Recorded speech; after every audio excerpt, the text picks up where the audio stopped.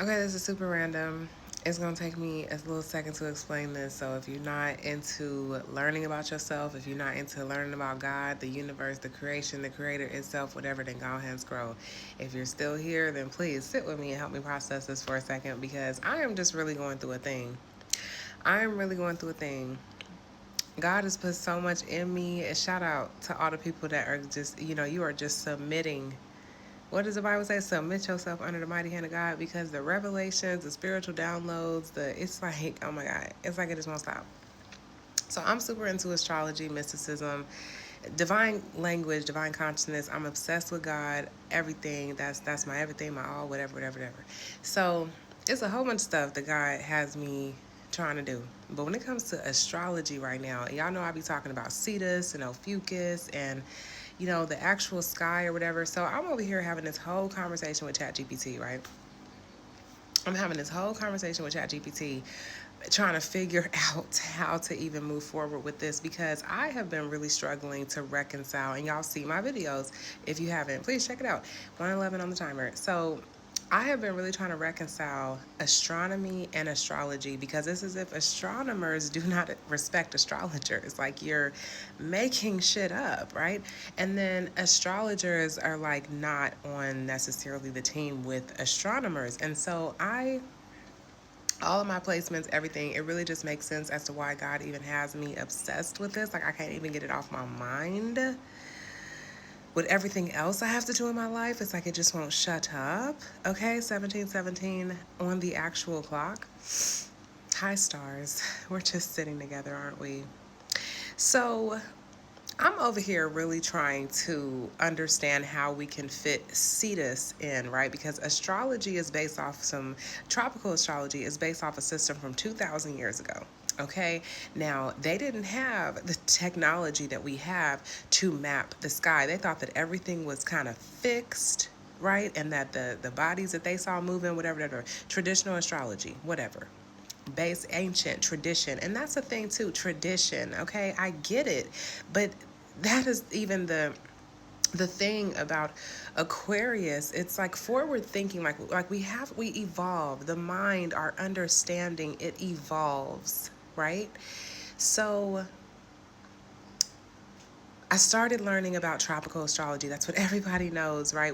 Tropical Western astrology, unless you're like from India and you learn like Vedic astrology, whatever, which is low-key based off sidereal astrology, but that's still not the same as true sky astrology, true sidereal astrology. If you know about mastering the zodiac, then you know what I'm talking about because they're like the only people that have this whole true sidereal thing going on, true sky, but it's like their own because they use the midpoint method. But the way I've been learning so much about the way I've been on astro.com, mastering the zodiac, the Stellarium app, it's like I need some people out there. If you are like into astrological software and you know what you're talking about, can we please team up? Can you please DM me? Because I feel like I need a team at this point. This is a lot to hold by myself. You feel me? But with everything else it's got going on, you feel me? So I'm over here really trying to understand this Cetus placement because the sun, if astrology is based on even the sun's path, which is called the ecliptic. If you're new to this and you're still here, then wow, you're just really intelligent. You want to learn something. But if you know what I'm talking about, right? The sun's path, the ecliptic. Yet, so it's like, okay, tropical astrology was based on the seasons, the sun's path, the ecliptic, what the fuck ever. But then you have all these other celestial bodies that we look at in tropical astrology. Oh my God, my glasses are crooked. That we look at in tropical astrology. Pluto, the moon, Mercury, Venus, Mars, all this stuff, okay? But they don't all follow the sun's path, the ecliptic. So it's like, how is this the focus? I mean, if we're, I just don't even want to go there, right? So the sun passes through. So you have true sidereal astrologers or whatever. They use Ophiuchus. They call it a 13 zodiac system. Ophiuchus would actually be the ninth constellation if we're going in order from Aries all the way through to Pisces. Ophiuchus would be the ninth. That would make Sagittarius the 10th, Capricorn the 11th, Aquarius the 12th, and Pisces the 13th. But there is a but. Cetus, okay, apparently the sun also runs through this constellation, these stars, for roughly 14 hours of every year around the time of March 27th to March 29th. Now, Ceres, it's an asteroid, the first asteroid that was ever discovered, which they now consider a dwarf planet. It is currently retrograde in Cetus. Okay, if you look at tropical astrology, it says that Ceres is retrograde in Aries. And the degree that it is, see, this is where we are really going somewhere, you guys. We're really going somewhere because the degree that Ceres, please forgive me. The degree that Ceres is currently at is roughly 2 degrees and some odd minutes of Aries. Oh my God, there's so many things. There is an actual asteroid called Eris. Oh my God. Okay. So Ceres is at 2 degrees and some odd minutes of Cetus. If you look at tropical astrology, it says, oh my God. Ceres is at like 2 degrees of Aries right now. According to tropical astrology, it's at 2 degrees of Aries. Okay, we're about to have a Saturn-Neptune conjunction at 0 degrees and like 0 degrees of Aries. Okay, oh my God, my third house cusp is right at 0 degrees and 47 minutes of Aries in tropical astrology. Now, Ceres is currently at 2 degrees of Aries, okay? In sidereal astrology, using what they call the midpoint method, that is at like 12 degrees of Pisces, okay? Now, there's also something called the galactic center, which is mapping astrology based off of the center of our universe, which they call the Milky Way. Is that right? Oh my God. The galactic center. Now, my thing is, why not use the IAU boundaries? I know this sounds crazy.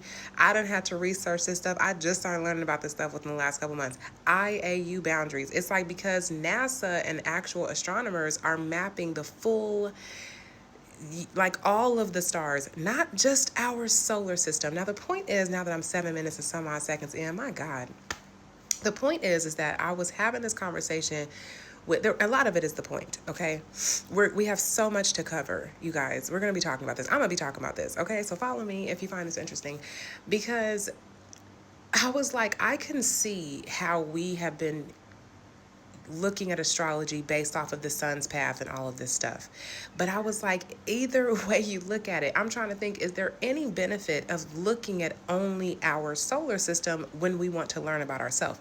Now, astrology and whatever they was doing, it was based off learning how to go with the seasons for agriculture and things like that. And then people started to use it for like fortune telling, predicting, thinking about your life, learning about your personality or whatever. But how do you really learn about your actual personality unless we're looking at the whole thing? Because we did not create ourselves. And you can say that because some people don't believe in God, whatever. We are not independent of ourselves. Our solar system is a part of a full star system, right? I don't know if I'm using the right terms and I don't care, but I feel like you get my point, right? We're part of a full star system, the Milky Way, I think, whatever. If I'm using the wrong words, whatever. But our solar system is not the full universe. I could see if we were using certain calculations if our solar system was the full universe, but it's not. So how do you truly learn about yourself? Like your family, right? It's like, okay, parents, people, ancestry.com, all this stuff. It's like how to truly understand yourself, you have to know where you come from. So if we're mapping ourselves to understand ourselves, then why aren't we mapping it according to the calculations of the entire universe that we live in? Because if that's what astronomers are doing and we have those calculations, then I feel like we need to grow the fuck up and look at astrology according to where things are in the actual sky. And I feel like this Saturn-Neptune conjunction that they're saying is happening in Aries and sidereal astrology is saying is happening in Pisces, fuck that shit. I low-key feel like it's happening in the sign of Cetus. And that shit is conjunct my third house cusp. And I'm going to keep on talking about that shit because I feel like it's true and I think it matters. So thank you guys for listening. I'll probably be back to talk about more of this. My name is Courtney, by the way. Check out my shit on Etsy because it'll help you with the 13th and 14th sign that you can map your shit out. because it's coming.